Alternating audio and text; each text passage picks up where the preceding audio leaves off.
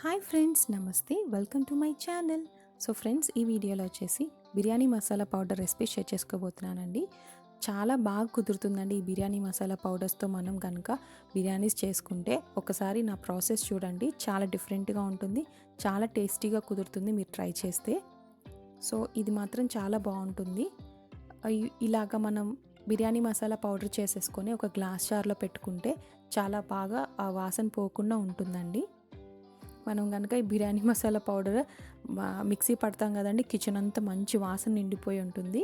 దీని process start చేద్దాం. ఇప్పుడు ఒక ప్యాన్ సిమ్లో ఉంచుకొని ఫ్లేమ్ 3 బిర్యానీ ఆకులు తీసుకొని కట్ చేసి వేసానండి. 3 బిర్యానీ ఆకుల తర్వాత 6 ఎండుమిర్చిలు యాడ్ చేశాను. అవి కూడా మనం తుంచి వేసుకున్నాం అనుకోండి, చక్కగా వేగుతాయి. సో 6 ఎండుమిర్చిలు, 3 బిర్యానీ ఆకులు అన్నమాట. తర్వాత 3 స్పూన్లు వచ్చేసి ధనియాలు యాడ్ చేసుకోవాలి.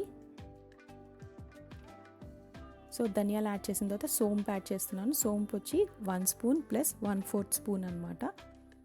తర్వాత షాజీరా వచ్చేసి ఒక 1/2 స్పూన్ అనమాట. జీలకర్ర కూడా ఒక 1/2 స్పూను. ఇప్పుడు వచ్చేసి మిరియాలు 1 స్పూన్ ప్లస్ 1/4 స్పూన్ యాడ్ చేసుకోవాలి. ఇవి వచ్చేసి లవంగాలు 1 స్పూన్ పడతాయి.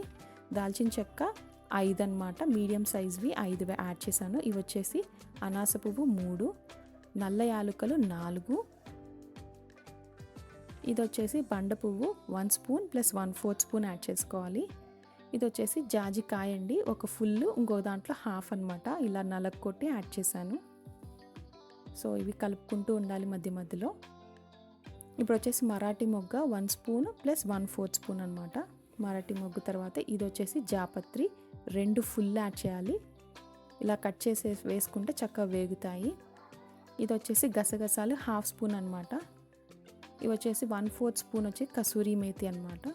యాలుకలు 1 స్పూను యాడ్ చేసి ఇప్పుడు ఫ్లేమ్ సిమ్లోనే ఉంది.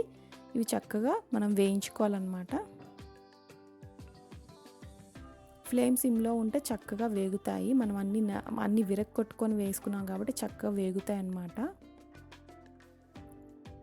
సో గసగసాలు ఎవరు వేయరండి, కొంచెం గసగసాలు యాడ్ చేసుకొని చూస్తే మనకి బిర్యానీ మసాలా పౌడర్ చాలా బాగుంటుంది వాసన. సో వేగిన తర్వాత చల్లారటానికి ఒక ప్లేట్లో తీసుకున్నాను. సో చక్కగా వేగినాయి చూసారా అన్నీ. లో ఫ్లేమ్లో పెట్టుకొని వేయించుకుంటే బాగుంటాయి. ఇప్పుడు అవన్నీ మనం మిక్సీ జార్లో వేసుకొని చక్కగా పొడి పట్టాలన్నమాట. పొడి పట్టిన తర్వాత చూడండి చాలా బాగుంటుంది బిర్యానీ మసాలా పౌడర్, మంచి వాసన వస్తూ ఉంటుంది కిచెన్ అంతా.